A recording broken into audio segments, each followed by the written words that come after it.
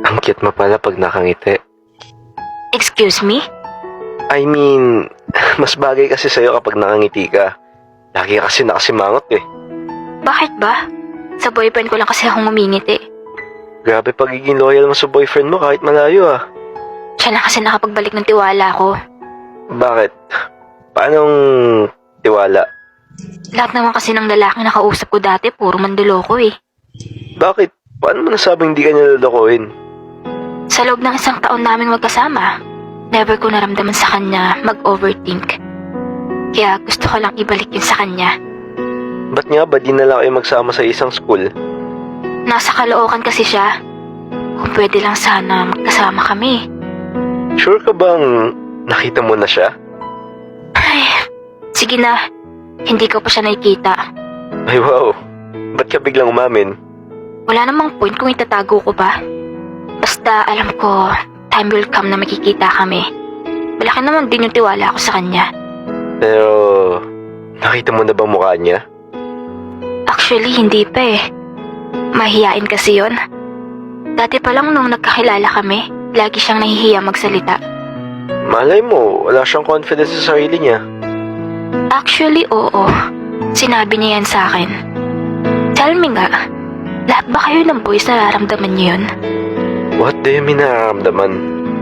Like, kapag dating sa appearance, nahihiya pa din kayo kahit girlfriend yung nakakausap niyo?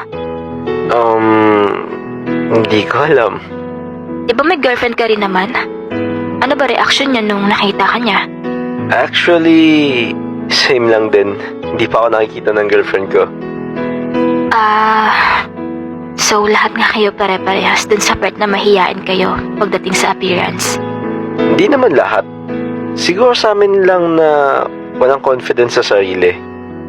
Eh kung mahal naman kayo ng tao, tatanggapin ka nun kahit ano pa maging itsura mo. Sus, paano kapag nakita mo siya, tas mas pangit pa pala siya sa akin? Ay, may papangat pa pala yung mukha mo. Kala ko yan na yung pinaka-worst eh. Sakit mo naman magsalita. Kaya pala walang confidence sa'yo boyfriend mo eh. Uy, di naman ako ganito sa kanya. Sa kanya lang kasi ako sweet. So, hindi mo siya binubuli? Never. Iniingatan ko lagi nararamdaman nun eh. So what if nga pag mas pangit pa siya kaysa sa akin? Kahit siya pa yung pinakapangit na tao sa buong mundo, tatanggapin ko pa din siya kasi siya yung comfort ko eh. Legit ba? Oo naman.